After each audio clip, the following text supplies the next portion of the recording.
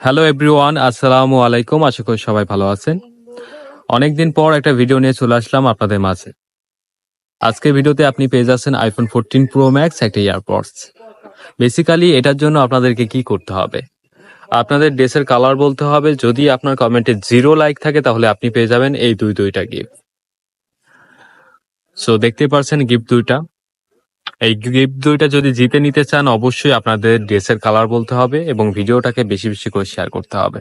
তাহলে আপনি পেয়ে যাবেন এই দুইটা গিফট।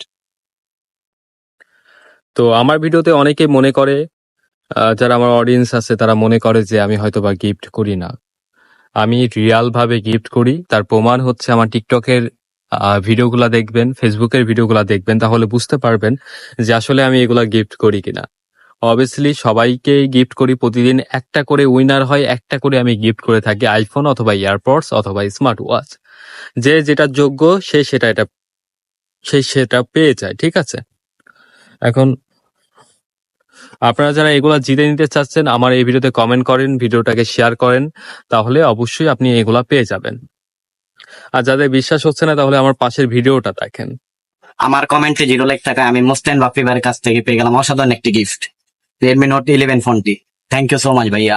দেখছেন এই ভাইটা অলরেডি আমার কাছে গিফট পেয়ে গেছে। যেই কয়জন ব্যক্তি আমার গেমে উইনার হয়েছে সেই কয়জন ব্যক্তি কিন্তু অলরেডি তারা গিফট পেয়ে গেছে, তাদের পছন্দ মতো ফোন পেয়ে গেছে। তো আপনারা যারা ফোন, গিফট, এভরিথিং যেগুলা নিতে চাচ্ছেন এই ভিডিওতে বেশি বেশি করে কমেন্ট করেন, ইনশাল্লাহ আপনি আমার পক্ষ থেকে একটা গিফট জিতে নিতে পারবেন। তো গাইজ, আপনাদের কি করতে হবে? আপনি এই মুহূর্তে যে ড্রেসটা পরে আছেন সেই ড্রেসের কালারটা আমার ভিডিওর কমেন্ট বক্সে লিখে যান। যদি আপনার কমেন্টে 0 লাইক থাকে তাহলে আপনি পেয়ে যাবেন এই সমস্ত গিফট, 100% শিওর। ধন্যবাদ আমার ভিডিওটাকে সম্পূর্ণ দেখার জন্য।